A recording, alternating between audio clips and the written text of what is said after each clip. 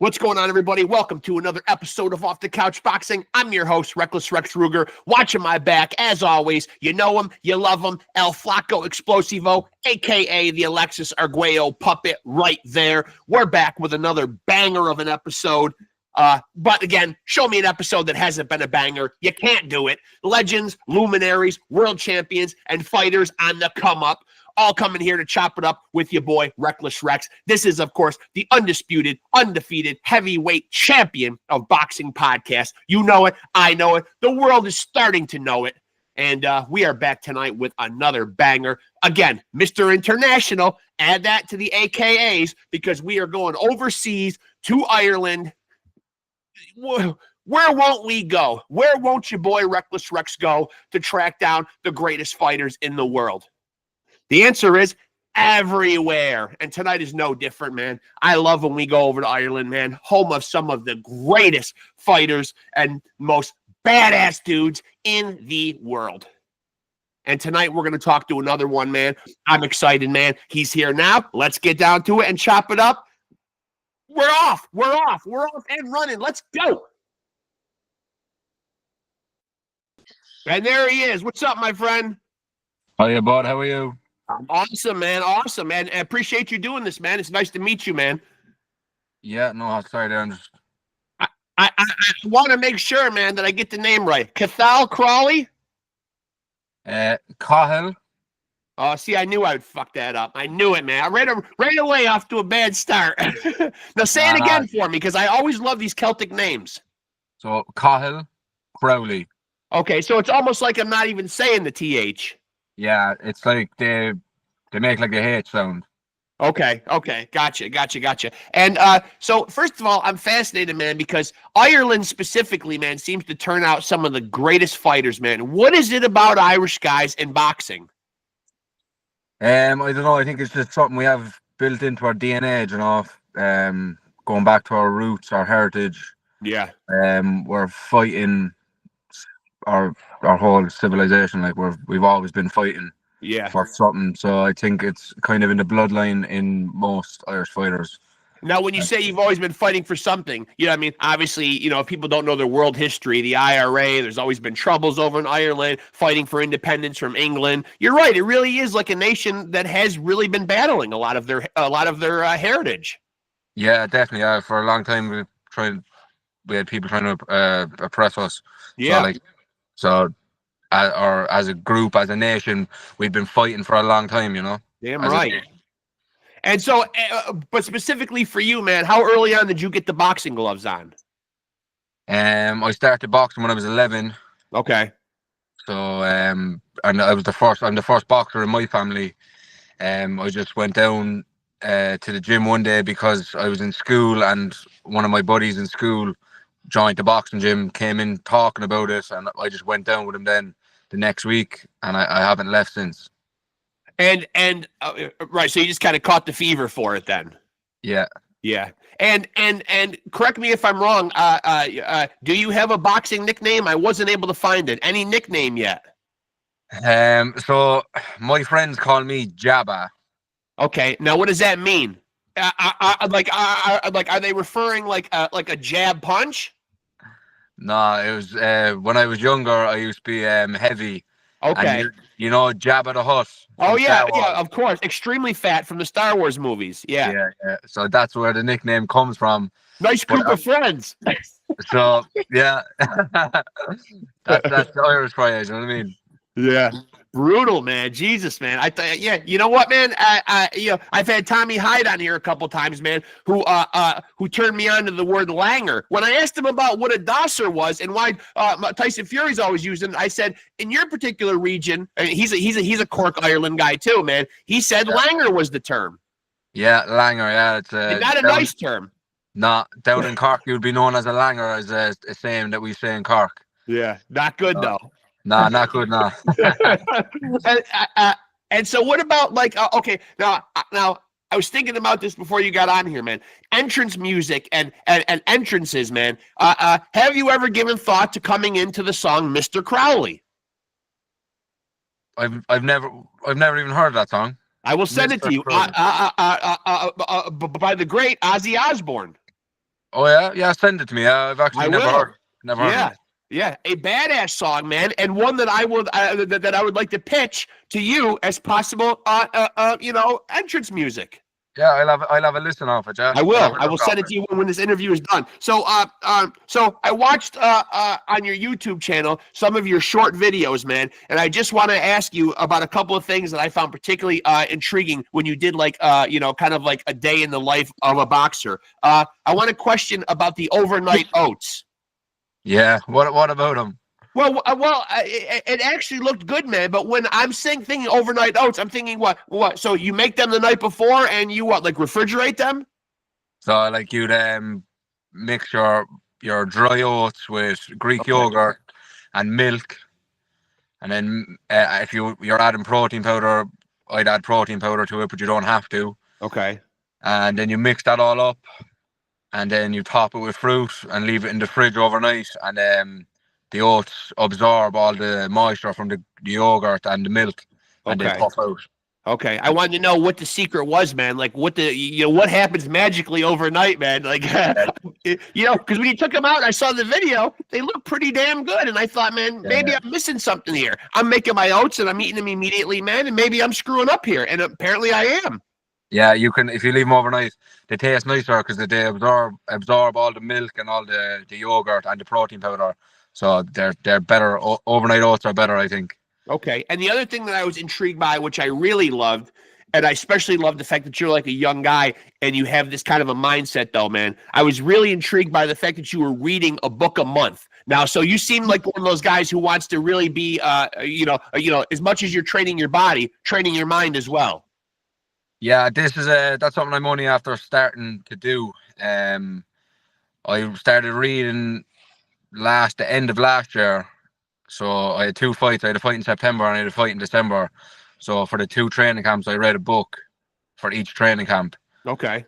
And before that, I couldn't even tell you. The last time I read a book was probably when I was in school, when I was like 17 or 18. Yeah. So it seems like one of those things that's lost on the newer generation. I mean, because we do have so much information at our disposal on our phones and stuff, and we can find out the answer to things very quickly. I mean, it seems like the need to read and absorb information is really starting to take a back seat, kind of sadly. Yeah, definitely. Like I kind of use it as for learning, like reading books about real life things and gaining information. And also get a break from the phone. I'm not on my phone when I'm reading. Yeah. And just chill out, relax. And so when you get into boxing, and you come to the boxing gym, do you become a fan of it as far as watching a lot of it as well? I wouldn't have watched much boxing when I was younger, before I started myself.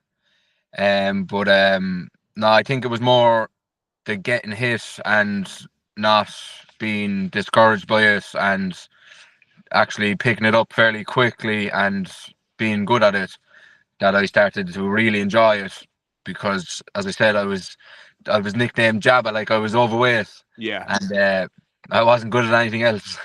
Yeah, because I checked. Yeah, because I checked your box rec, and in the amateurs they had you listed as a heavyweight. So were you fighting at heavyweight at one time? Yeah, for most of my amateur career, I was fighting at heavyweight. Okay.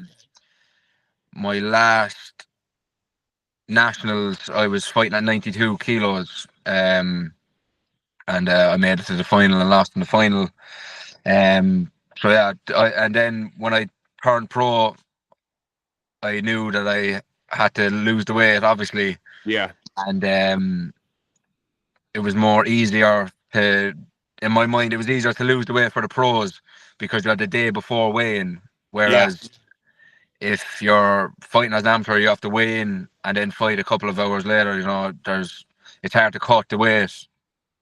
And so when you get into boxing, are you watching any guys specifically? How when we're growing up or we get into a sport, we kind of look at guys as like our sports idols or guys we want to emulate. Did you have any of those kind of guys? Yeah, I used to, well, the main fellas when I was younger, that everyone throws around: Muhammad Ali, Mike Tyson, Floyd Mayweather, and those type of guys. But my first amateur coach, his favourite fighter was Sugar Ray Leonard, so I started watching a bit of him when I was younger. and I really liked watching him. And then from watching him, I got into Marvin Hagler and Tommy Hearns and Roberto Duran, and watched all those guys since I was 13. And so now you're at super middleweight. Now, do you feel like that's like a comfortable weight for you at 168? And do you feel like you will eventually explore other weight classes, or do you feel like that's going to be home for a while? I think super middleweight's going to be the home for a small while anyway. But I'll definitely win my first couple of titles at super middleweight, I think. But yeah, I'll explore weight classes afterwards. And what do you feel like your ceiling is? Because you've been up to heavyweight, man. Like, what do you feel like your ceiling is? Do you feel like you'll ever get back up to that weight again, or would you like to not go that high? Nah, I wouldn't go that high ever again. I would say light heavyweight, maybe cruiserweight, but yeah, I'm thinking light heavyweight. Yeah, light heavyweight might be that'd be the highest I'd go, I think, because the guys are too big, they're too tall. Yeah. Now, let me ask you about some topical stuff going on in the sport right now. Where do you stand on these, and I interview obviously lots of fighters on here, man. It's kind of a polarizing topic. Some old school guys don't like what it does for the sport. Some guys appreciate the fact that it brings new eyes to the sport. But where do you stand on these Jake Paul events? Like, I know you helped Tommy Fury get ready for his Jake Paul fight. Yeah, as you said there, I'm kind of a bit on the fence, but also it is bringing new eyes to the sport, and that's obviously good for everyone, really. Yeah. But I think that they need to start fighting some real fighters. You know, they can't just be out here fighting each other. I think they'll have to step up and fight some real professional boxers. So do you look at him? Considered? And so does he not have your respect, like you as a fighter? Like, you look at him, I know he's trying to lead the life, a style of a fighter. He's trying to convince the world that he's a fighter. But are you able to look at him and say, there's a boxer right there? Or has he not earned that credibility yet? No, to be fair, no, I think Jake Paul is doing it the best out of the influencers. Yeah. He's doing it the right way. He's completely dedicating himself to the sport. So I would give him that nod of approval and say he's a boxer, to be honest. Now, as a guy that's at 168 pounds yourself right now, where do you stand on, we're just talking about like exploring other weight classes. Where do you rate the chances of a guy like Terrence Crawford coming all the way up to super middleweight, potentially for fighting Canelo Alvarez, who's campaigned and lived at that weight for quite a while now? Yeah, I think it will be a challenge, obviously, for Crawford. It'd be a big challenge, but he has the skills. Like, he's after doing it in so many weight classes already. I don't know. I think that if anyone could do it, he could do it. But I would still give Canelo I would say Canelo wins.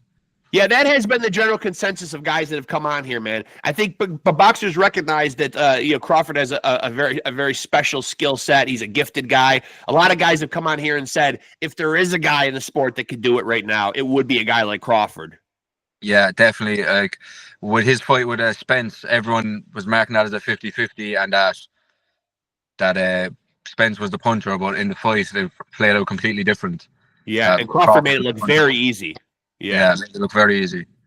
And so you as a young boxer right now, obviously I can tell you're a guy who's like a student of the game. You know what I mean? You're trying to learn and gain knowledge in all aspects of your life. Is there a particular part of your game right now that you're particularly focused on and trying to elevate? Right now, I'm just trying to get better at everything. Yeah. Better jab, better right hands, better head movement, better footwork. Just working on it all. I want to be a complete fighter. By the time I reach the top, I want to be a complete fighter. And now we do see guys nowadays, campaigning for world titles, a lot earlier than, like, I'm 52 years old. I remember when you used to have, quite a resume. You had to have a lot of fights in before you were even in the conversation for a title shot. Now we're seeing guys like we saw, like Lomachenko fighting for a title a few fights into his career. We just saw Keyshawn Davis capture a title, 13, 14 fights into his career. You know, but like, what's the timeline for you? Like, when do you feel like, you know, you'll be in a world title? You know, I know you're only 6 fights into your pro career, but, you know, have you talked this over like with your team, like when you feel like is the right time for you to be in a world title picture? No, we haven't really been talking about world titles yet. There's a few titles in Ireland that we want to capture first. Yeah. We want, like, I've been kind of looking for them for the last year. I had my last Paddy's weekend. I had my first 8-rounder, which qualified me to fight for the Irish title. So Okay. I've been trying to fight for that Irish title for the last year, and for some reason or another, like, fights been falling through. People haven't been accepting fights. Yeah. So at the moment, I'm still I'm chasing that Irish title. I want to put my stamp on Ireland and then move on to international competitions and international titles. And what do you think holds these fights up? Like, what is it most of the time that really stalls out the thing? Is it money? Is it, is it fighters not wanting to take the risk? Yeah, I think it's fighters that don't want to take the risk, really. People have declined to fight. Like, I've accepted 3 Irish title fights. I accepted 3 Irish title fights last year, and all the other the opponents who were put to me, they declined. So, I don't know what it is. And obviously they don't have to give a reason, right? They can just flat out turn down a fight, right? So they don't really give you a reason as to why they don't want to take it. Yeah, exactly. Yeah, so they're not going to say that they're scared, but that's the vibes I'm getting off them. Well, we're going to say that they're scared. Yeah. Yeah. Come on, we can read between the lines here, right? I mean, Jesus. I mean, yeah.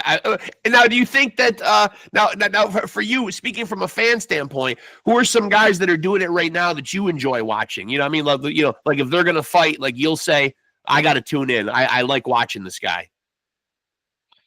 Fury was Tyson Fury's been running the heavyweights there for a while. Him before he fought Usyk, and his fights with Usyk, they're very entertaining. Obviously heavyweights are the big cash cow in boxing, so always entertaining to watch them. I've been watching Canelo doing his thing, cleaning up the super middleweight division. That was a very good, intriguing watch when he was collecting all the belts there a couple of years ago. Yeah. What else do I watch? I like Bam Rodriguez at the moment as well. He's a very good fighter, and Inoue as well. Inoue. You get a lot of these guys who take to social media now, and they all want to claim that they're the face of boxing. Is there anybody out there right now who you specifically think is the face of boxing right now? You know, is it still somebody like Canelo, or have any of the younger guys kind of taken the overstepped him and kind of taken the torch? I would say Canelo probably still holds it. Well, I know in America anyway, he definitely holds it, I'd say. Yeah. In the UK and Ireland, I'd say he wouldn't be as big in the UK and Ireland outside of like fight fans, you know, like the regular public wouldn't know much about Canelo, and they'd be more Anthony Joshua, Tyson Fury. Right. They'd be the big names here. And now, do you think that we will actually see more of Tyson Fury? You know, you brought his name up. I feel like because he's got so much pride, I know he announced his retirement, but I just can't see him walking away after 2 consecutive losses. I feel like he would be the kind of guy that wouldn't sit well with him. You know what I mean? Like, he would want to go out on a high note. Is that difficult for a boxer, do you think, to end their career on a loss? You know, especially somebody who's been at the pinnacle of the sport like Tyson Fury and who's been to the top of the mountain and who's such a proud guy. I know he's made a lot of money, got a big, beautiful family or whatever, you know, so maybe he legitimately does want to walk away from the sport. But do you think that we've seen the last of him? I think he's a character, and you can never really tell what he's going to do. Like to keep us guessing. He likes to keep us guessing. So it wouldn't surprise me if he did retire on the loss, because he's that erratic, and obviously no one wants to lose end on a loss. But I'd say he's his money made, and if he doesn't want to come back, he doesn't have to. I'd like to see him versus Joshua. Yeah, I think the world would like it. I think for sure diehard boxing fans. Now, we've already seen, we're already a couple of months into 2025 already. Are there any fights that have stood out in your mind that have already happened, or are there any fights coming up in 2025 that you are particularly looking forward to? And that big card there, that Bivol Beterbiev too. Yeah, that was special. That was a big card. Yeah. I like that. I like the look of the Canelo versus Skull Williams. Is it? Yeah. I like the look of that card. It looks like it's shaping up to be another great night of boxing. And yeah, I'm very excited. I have to say, I'm very excited for Conor Benn, Chris Eubank Jr. Actually, yeah, I'm excited for that as well. That undercard is stacked as well. Yeah. And a lot of history with those guys. A lot of history with their families. And that's a big fight for British boxing. Definitely, yeah. It's the biggest fight in a while, I'd say. And now I'm glad you brought up the Saudi card, because we saw a couple of guys, Josh Padley, Martin Bacoli. We saw a couple of guys step in on short notice. Where do you stand on short notice? How short a notice would you feel comfortable taking a fight on? It depends really. If I'm tipping away and I'm in the gym, my weight's not fucking sorry. Yeah. No, listen, man. You listen. I got a potty mouth too. If my weight's not sky high, I'd take a fight in a week's notice if I was in the gym. If I was ready, I'd take it. But yeah, if I was out of camp and out of shape, I wouldn't take it. I wouldn't risk it. I mean, do you think it hurts somebody like Martin Bacoli? Because obviously he had this reputation as the boogeyman of the heavyweight division. Then he takes the fight on short notice. Everybody's happy. They think he's come to the rescue. He's gonna save the card because Dubois had to pull out. He steps in there. He doesn't fare very well against Joseph Parker at all. Do you think it hurts his stock at all? No, I don't think it hurts their stock, because just taking the fight on such short notice would stand them in good stead with the Saudi, with Turkey Al Sheikh and the other promoters, and they'd appreciate that. And I'm sure, I think he's fighting on the Canelo card, I think. Yeah, he's fighting F.A. Ajagba. And it worked out great for Josh Padley stepping in against Shakur. I mean, he got to walk away from his electrician job, and he made bank. Exactly, yeah. It changed his life. Exactly, yeah. If he obviously he wasn't completely out of shape, to make the weight and stuff, he wasn't completely out of camp. He was probably tipping away in the gym. Yeah. And took his opportunity, and happy for him that it's worked out well for him.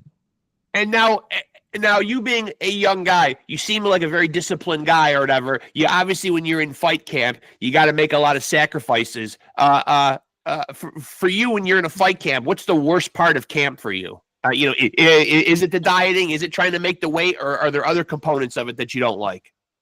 It's the dieting and being away from family and friends. I didn't train camps in Dublin, so I'm from Cork, so it's 2.5 hour drive up the road, but I stay up here then. It's a lonely sport, but obviously I have friends up here now in Dublin now as well. But I would say missing parties and spending time with my family and my friends, and missing out on certain occasions, and the diet. And now I'm glad you brought up the diet. So, like, when the fight is over, it's in the books or whatever, and you're finally able to go back for that big meal after the fight, man. What's the go-to food immediately that you got to have?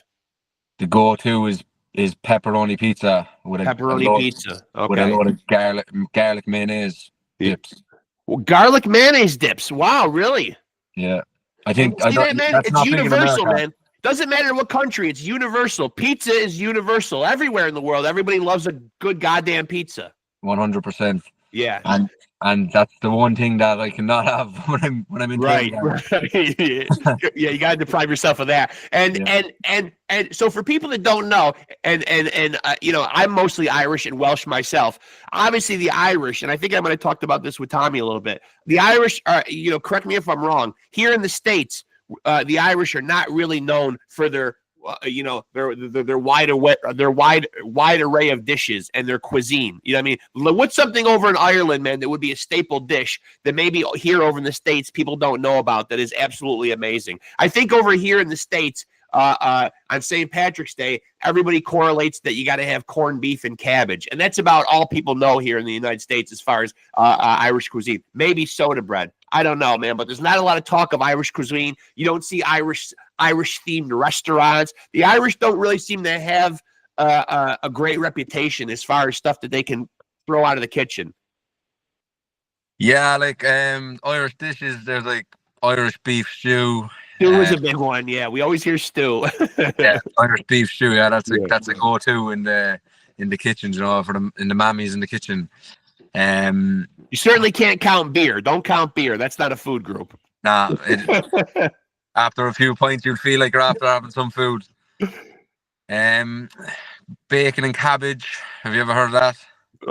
No, obviously cabbage, but with the corned beef though, not with the bacon though. Okay, so what are we doing here? Then we're making the cabbage and what? We're sprinkling bacon and kind of chopping it all up into it it's not like your bacon. It's more of a, we call it bacon and cabbage, but it's like a ham.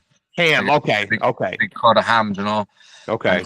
I think it's all done in a pot. I honestly don't know how to make it. Okay. But, I've had it and it's nice. You know what I mean? And so, if you had to fight the best round of your life, or even if you were in sparring and you had to get in the ring and perform amazingly for 3 minutes, and you had to have a song in your head, what would the song be? Is there some kind of music or an artist that really gets you pumped and motivated? I like Many Men by 50 Cent. Okay. And I've walked out to Still Dre a few times. Hey, listen, don't shit on 50 Cent, man, because I've had other boxers on here who have also copped to liking some old school 50 Cent. As a matter of fact, Bruce Shoo Shoo Carrington, man, himself has said that he digs him some old school 50 Cent. Yeah, 50 Cent, Many Men. Yeah. Can't beat it, like. And that's going to get you pumped always, man. Like, you could beat the shit out of a guy for 3 minutes with that song running in your head. Yeah, 100%. Definitely. That's a raving endorsement for 50 Cent right there. He should be happy that his music has this kind of effect on fighters. I think he would be happy because I feel like he's always been kind of like a boxing enthusiast. Obviously, he was very good friends with Floyd for a while. I think they had a falling out or whatever, but I always see videos of him training. He's obviously a very in-shape guy. You know what I mean? So I think he'd be happy to know that boxers find motivation in his music. Yeah, definitely. Yeah, he has some good workout songs. That will get you pumped up. And so, 168 division. I'm wondering, one fight that we didn't see happen in the 168 division, which it seems like he's moved on from it now, but we never saw Canelo and David Benavidez. I know Canelo has achieved so much in the sport. I don't think he's going to lose any sleep at night if David Benavidez is not a name on his resume. But do you think it is something, though, that is going to kind of be like an asterisk on his name? You know what I mean? That he didn't fight David Benavidez? I think in the present moment now, it is an asterisk on his name. Yeah. But if he doesn't fight him when he retires, you look back at his record and no one will say, oh, he didn't fight Dave Benavidez. Yeah. And you look at the list and you'll say, oh, he's after fighting all these other names. Right. And he'll still go down as one of the greatest. Yeah, he will. Yeah. And so for you, man, and your record right now is currently 6-0, correct? Yeah. You've got 3 knockouts, so that's half your fights have ended in knockouts. What would you consider your style? Do you consider yourself more of a technical boxer? Do you consider yourself more of a knockout artist, a boxer puncher? I can do it all. I'll just say that I can do it all. But I like coming forward, putting the pressure and drowning people. Yeah. Yeah. And so, do you ever give it any thought? Because obviously, and doing a boxing podcast, I've been very outspoken and very critical about the scoring in boxing. Unfortunately, it is something that holds the sport back. I mean, we do still see some awful scorecards. Turned in, and it is unfortunately something that is a detriment to the sport. When you get in there, is that in the back of your mind? I know it's probably not something you can fold into the game plan and say, I'm going to go out and look for the knockout. I'm sure that could be also dangerous and counterproductive. But is it in the back of your mind? Because if you get a bad decision, it really can derail your career early on. You know what I mean? Like you're under 10 fights and suddenly you get a loss or two because there's shitty scorecards. Is it something that weighs on your mind? Nah, it never weighs on my mind. I'm always going out there for the knockout. That's probably healthy. It's probably not a good thing to think about all the time. But it is, but you certainly can agree, though, man, that we do still see some pretty bad scoring in boxing, though. Yeah, definitely. The scoring, it's a shame. I don't know. Like I can't say how to fix it, but there is some scandalous scorecards. Yeah. Yeah. I think one of the ways, and I've had this conversation with other boxers on here, is I think maybe have the scoring done by guys that have actually climbed between those ropes and done it on some level, even if they never got to become professionals and they only had amateur careers. I would feel better, having scorecards turned in by somebody that actually knows what it's like to climb through those ropes, instead of having these 60, 70-year-old guys sitting there who may or may not have ever had a fight in their life. You know what I mean? Like, I just don't know that these guys are necessarily the most qualified guys to judge what's going on between two men in a physical altercation. Yeah, definitely. I think that even if they just kind of looked over, maybe, or if the judges had to explain their scorecards, I think that would be a good idea, because like, we're left with these scorecards and there's no explanation to why you scored that round 10-8 or 10-9. Right. There's no explanation to where the score came from. Yeah. It's just thrown away then after. Next week there's another fight, and they'll probably be working that fight as well. Like. And so, because it is still the month of March right now, and I like to talk about topical stuff going on in the sport, and then once the month is over, I kind of consider it old news. But we are still technically in the month of March. So I will ask about the fight we saw on March 1st between Tank Davis and Lamont Roach. Very polarizing. First of all, who did you think won the fight? And did you think when Tank Davis takes a knee in round 9 that it was a knockdown? I would definitely count that taking the knee as a knockdown. When I was watching the fight, I was watching it at 6 a.m. in Ireland. I wasn't scoring the rounds, to be honest with you. So I couldn't tell you who I thought won. I thought it was a close fight, and I thought it could have went either way. But like, I wasn't counting the score. I wasn't scoring the rounds. I was half asleep in bed. But if you're across the ring and you're Tank Davis's opponent and he takes a knee, you're thinking in your mind that you just scored a knockdown, correct?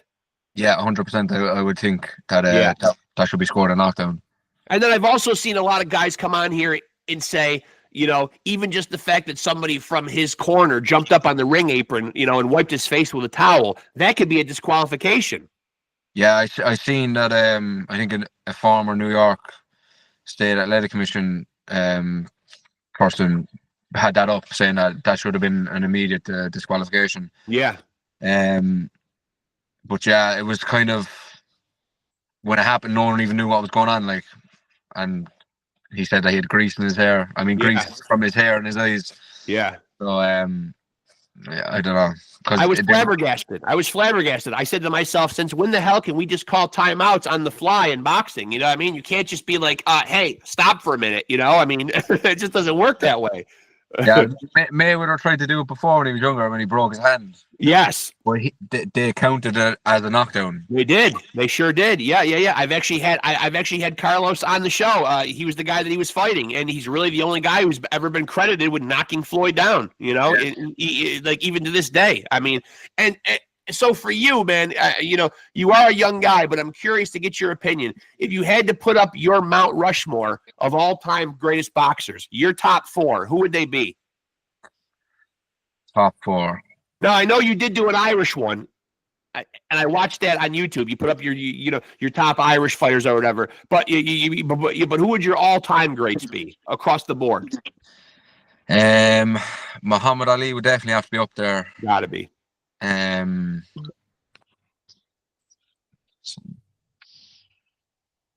Floyd Mayweather, yeah, would be up there as well. Yep.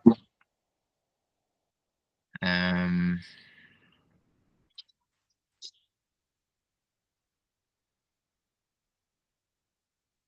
gonna say Sugar Ray Leonard and love it. What else would I throw up there now? One of my favorites of all time. Love Sugar Ray. Since I only have 4, I'm going to throw up Usyk because I think he's going to go down as one of the best. He is. Yeah, for absolutely sure. Especially considering the fact that he's considered a small heavyweight. You know what I mean? Like what he's doing, you know what I mean, to these bigger guys is incredible. Yeah, 100%. What he done to Joshua, those 2 fights, what he done to Theo. Yeah. Unbelievable. Especially when he had a fight with Chisora, and it wasn't close, but like it was rough. Yeah. Wasn't too pretty, you know, and then for him to go on and do what he's done after that, unbelievable. Yeah, Chisora is one of those guys, man. Win, lose, or draw, he's going to give you a rough night, no matter what. Yeah, 100%. He's always going to come to fight. Now, I don't know if you've changed your answer or not, or if you remember doing your videos, man. But who's the greatest fighter to come out of Ireland? I mean, there've been some great ones. Top 5 was in no particular order. No particular order, correct. Yes, I do remember no particular, yes. Yeah, certainly no particular order, man. But is there one that you feel like stands out as the best representation of Ireland? I would say Steve Collins, yeah. 2-weight world champion, retired with the belt. Yeah. Beat Chris Eubank and Nigel Benn. Yeah, he did. You know, yep. Their 2 sons are making millions now off their fights back in the day. And beat the both of them twice. Yeah. And I think he's probably the best. And now there have been some great ones that have come out of Ireland, though. I mean, I think of Andy Lee. I think of Dennis Hogan. There's been a lot of great Irish fighters. There's great Irish fighters, like Barry McGuigan, Andy Lee. I was only in Andy's gym this morning doing a bit of sparring. He's really coming into his own, man. I'm happy for him, man. He's really starting to get recognition now as a fantastic trainer, man. I've known it for a while, man, but I love to see that he's doing great things with Joseph Parker. Yeah, he's a legend. He's doing very good things. He's working with Ben Whitaker at the moment. That's who I was sparring today. And only a couple of weeks ago there, he had Paddy Donovan fighting Lewis Crocker. Oh man, I was heartbroken in that fight, man. Really heartbroken in that fight, man. That was an absolute crazy scene. That crowd was just rabid and crazy. Yeah. And now when you watch that fight, I love both of those guys. I was really heartbroken for Paddy, man, at the end of the fight, man. But it seems so loud in that arena, man, that I really don't know if Paddy really did hear that bell. He's not the type of guy, I don't think, that would punch Lewis like that after the bell. I wouldn't think that he did hear the bell, because as Andy said that he couldn't hear the bell, he was in the corner. Yeah, it was crazy. And like the punch was in motion when the bell went off. Yeah, he threw what did he throw? So he was after throwing a hook, and then he was setting up for the straight. Yep. So like it was just an automatic combo that he was throwing. It wasn't malicious. I didn't think at all. I didn't think it was malicious at all. Yeah, I didn't either. Maybe the ref should have been there to get in between them and prevent the punch. Well, the ref was involved quite a bit in that fight, though. He seemed like he was interrupting a lot of the action. Yeah. And it really seemed like Paddy really was really fighting 2 opponents in there. You know what I mean? Like it seemed like he was getting he was the one being scolded more. You know what I mean? But he had a very tough. I don't know what Lewis Crocker was doing that night, man. I mean, he didn't seem like his usual self, man. He was kind of shelled up and really getting beat on a lot, man. But Paddy was really fighting a fantastic fight, though. He really was. Yeah, I think Paddy is just that good, and he really is. He really is. Yeah. I think he's just that good, and I think the debate about who the bigger puncher is settled. You know what I mean? Yeah. But Yeah, I think that was just Paddy's. That was Paddy's night, and although came away with a loss in his record, I think he gained a lot of fans from that night. And now, so what is next? What is next for you, man? Like, what are your plans going forward? What would you like your activity rate to be for 2025? Yeah. How many times have you fought so far this year? So I'm having my first fight of the year in 2 weeks on the 12th of April. And so how active would you like to be? How many more fights would you like to get in 2025? I'd love to get the four in and get to the 10-0. Okay. So that's the goal: get to 10-0, and have 2 belts, the Celtic and the Irish title. I want to win the both of them. As well. Okay. And I want to ask you, because it's so early in your career, and you've got so many years to go in the sport. First of all, have you thought about a definitive amount of fights that you'd like to have, or an age where you'd like to stop fighting by? You know what I mean? Like, have you thought about like your exit strategy out of the sport? No, not at all, to be honest. I'd say at least 10 to 15 more years in the sport.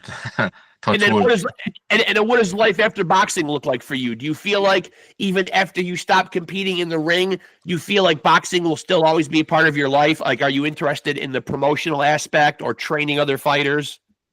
Yeah, I think I'd get involved in some form, even if it's just at a amateur club, volunteering, helping train the kids. It might just be that, but we'll see what happens. But I think I'll always be involved in boxing. It's been a big part of my life. Now I'm at 12, nearly 13 years, and it's given me some of the best moments of my life. So I'd like to pass the knowledge that I've learned and pass it on to the younger generation and help them. And now, when you come out to the ring right now, though, you are not still being announced as Jabba, though, right? That is done, right? No, it's only starting as Jabba. So currently that is not an active nickname for you right now. I don't have a nickname, but I think I'm going to have to go with Jabba, I think. Okay, but you are open to suggestions, though. I'm open to suggestions, but Jabba is on the short. Okay. Jabba's on the short list. All right. Well, hey, listen, Rome wasn't built in a day, man. I've got you receptive to hearing out Mr. Crowley as an entrance song, man. I'll work on the nickname thing, man, because I like you a lot, and nicknames are important. You know what I mean? But, I hate to see you go out completely with Jabba, though. I mean, come on, man. We got to leave the fat kid behind at some point, right? Yeah. I know, but he's always still there. So he's always there. Waiting for that pizza after the fight. He's always there.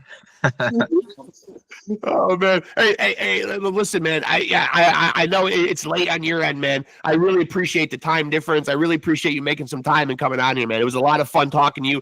For sure, stay in touch, man. I'd love to have you back on as your career continues to progress.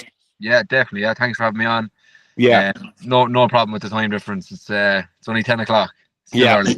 Well, hey, listen, if it was 10 o'clock here in the States, your boy here would be already at his bedtime already because, I got to work early in the morning. And plus, I'm on my feet all day. I work in healthcare. I'm a nurse, you know what I mean? So I'm on my feet all day long, man. You know what I mean? And, and I'm starting to feel 52 years old.